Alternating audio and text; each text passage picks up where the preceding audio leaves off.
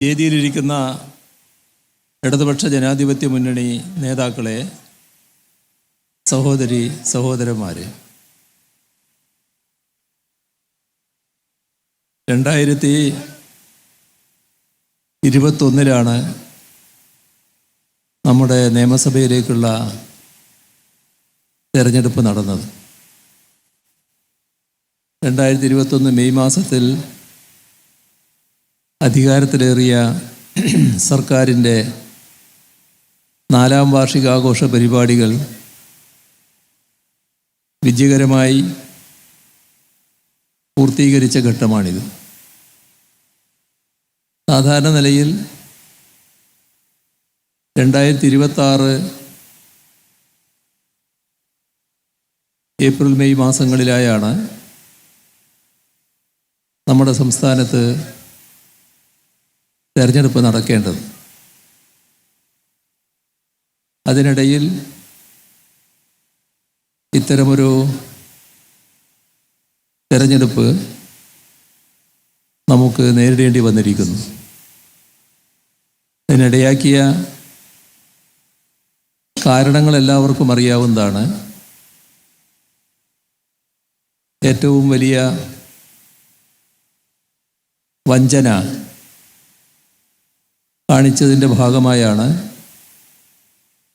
ഇത്തരമൊരു തെരഞ്ഞെടുപ്പ് ഇപ്പോൾ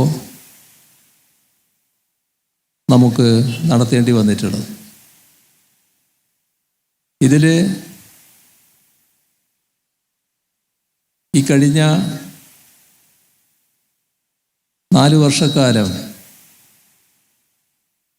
LDF നേതൃത്വം കൊടുക്കുന്ന സർക്കാർ നടത്തിയ പ്രവർത്തനങ്ങൾ പൊതുവെ നാട് സ്വാഗതം ചെയ്ത നിലയാണ് എല്ലാ ജില്ലകളിലും സംഘടിപ്പിച്ച പരിപാടികളിൽ കാണാൻ കഴിഞ്ഞത്. 2 തരത്തിലുള്ള പരിപാടികളായിരുന്നു. കാലത്ത് ജില്ലയിലെ വിവിധ തുറകളിലുള്ളവർ പങ്കെടുത്ത 500ഓളം പേർ പങ്കെടുത്തൊരു യോഗം. ആ യോഗത്തിലുണ്ടായ ഒരു പ്രത്യേകത, നാടിൻ്റെ വിവിധങ്ങളായ പ്രശ്നങ്ങൾ അവരെല്ലാവരും പങ്കുവെക്കാൻ തയ്യാറായി.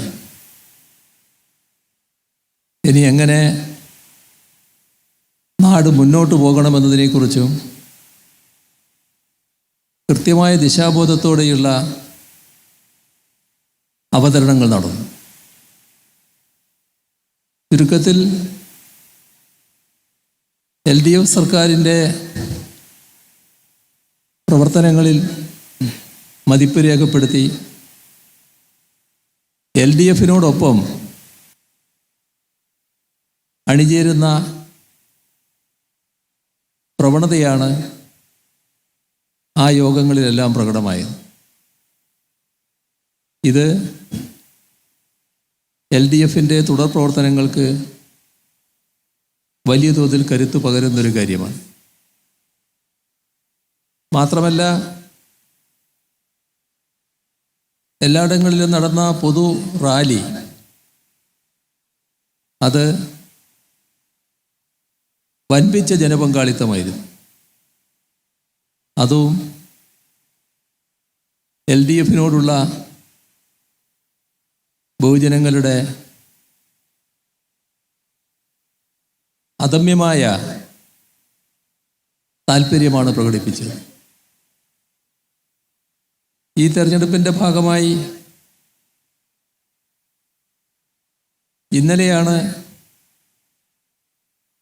LDF സ്ഥാനാർത്ഥി മണ്ഡലത്തിൽ പര്യടനം നടന്ന നിലയുണ്ടായത്. LDF സ്ഥാനാർത്ഥിയെ പ്രഖ്യാപിച്ചപ്പോൾ തന്നെ